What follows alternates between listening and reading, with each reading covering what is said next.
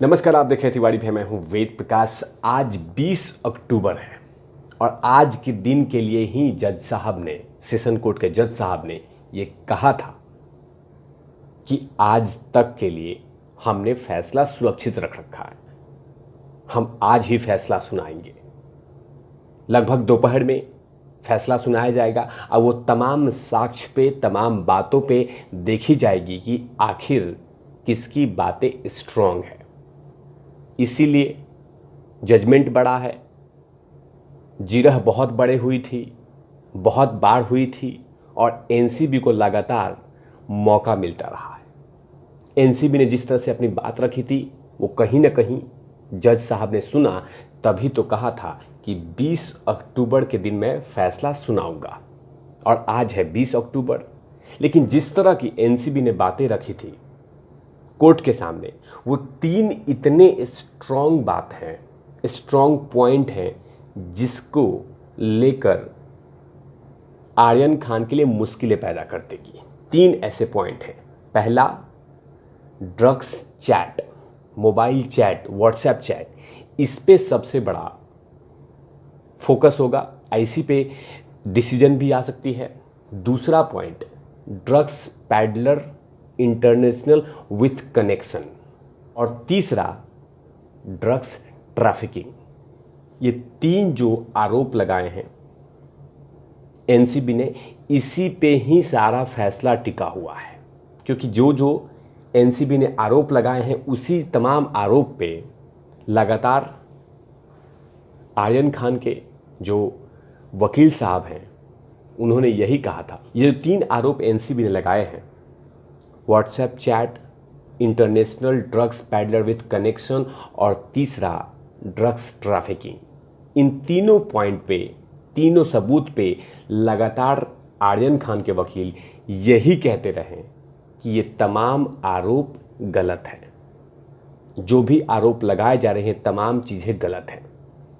क्योंकि जाहिर सी बात है कि ऑन द स्पॉट एनसीबी को अरबाज मर्चेंट से जो कलेक्शन हुआ है, जो प्राप्त हुआ है, उसी से ही सबसे बड़ी मेन एविडेंस है।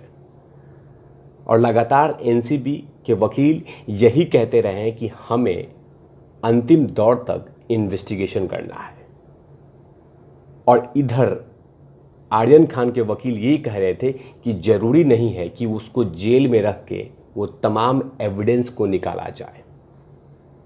एनसीबी अपना जांच कंटिन्यू रख सकती है, लगातार रख सकती है, लेकिन इसमें आर्यन खान को जेल में रखना ये सही नहीं होगा। तब यही बात एनसीबी कह रही थी कि अगर आर्यन खान बाहर चले जाते हैं तो वो तमाम सबूत इन्फ्लुएंस हो सकते हैं, डैमेज हो सकते हैं, स्पॉइल्ड हो सकते हैं, डेंट किए जा सकते हैं। ये एनसीबी कह रही थी और बार बार यही कह रहे थे आर्यन खान के वकील कि जितने भी आरोप एनसीबी ने लगाए हैं वो तमाम आरोप निराधार है, बेलेबल है, इस पे जमानत मिल सकता है। और सिर्फ एनसीबी ने यही कहा कि इसमें मामला गंभीर है। अब कोई भी तीन मामले में से कोई भी एक मामला कम नहीं है। ना WhatsApp chat, international drugs peddler with connection और तीसरा ड्रग्स ट्रैफिकिंग।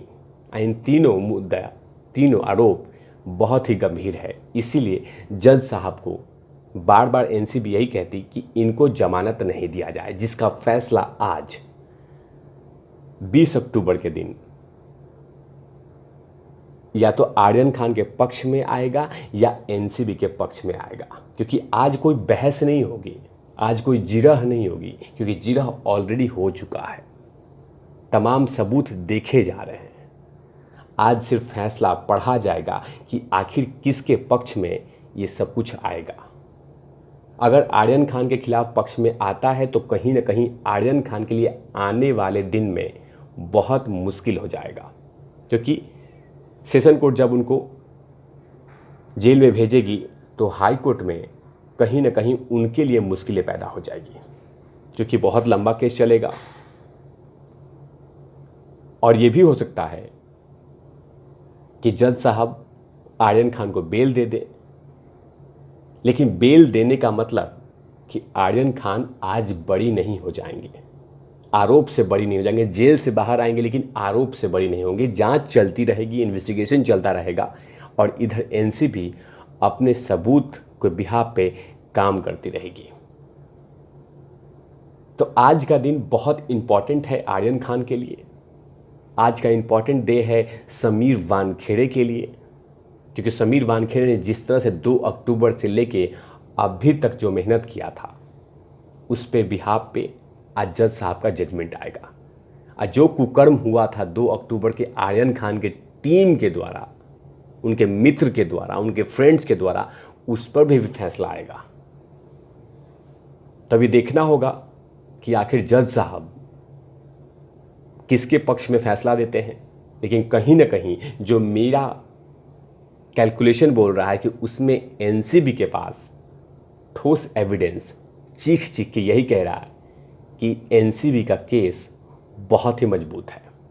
उसमें 3 पॉइंट, और वो तीनों पॉइंट बार बार रिपीट कर रहा हूँ, international drugs peddler with connection, WhatsApp chat और तीसरा ड्रग्स ट्रैफिकिंग। ये 3 मुद्दों पे एनसीबी लगातार ये बात कही जा रही है और वो हमेशा से बहस जब करती है, जिरह करती है, तो यही कहती है कि हम डेप्थ तक जाना चाहते हैं।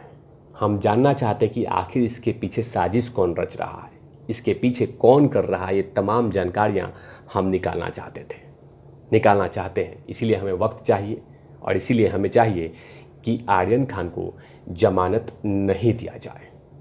ये भी हो सकता है कि तमाम बातों को लेकर जज साहब ये भी कह दे कि आप जांच कीजिए,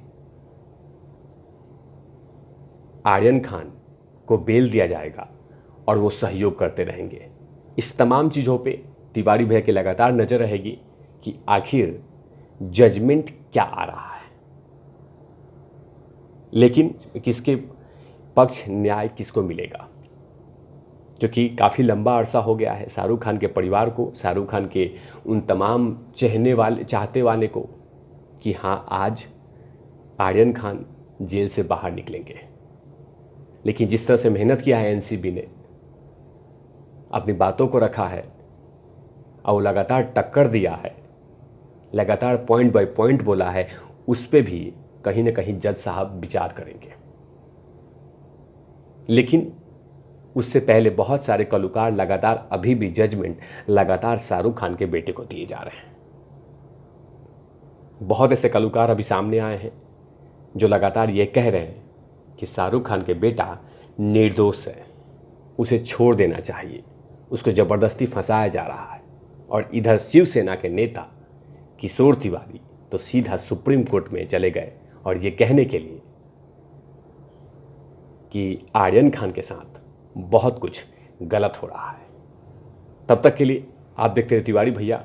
मैं हूं वीर प्रकाश, कैमरामैन ध्रुव लाठी के साथ। ओवर नॉट लवीज।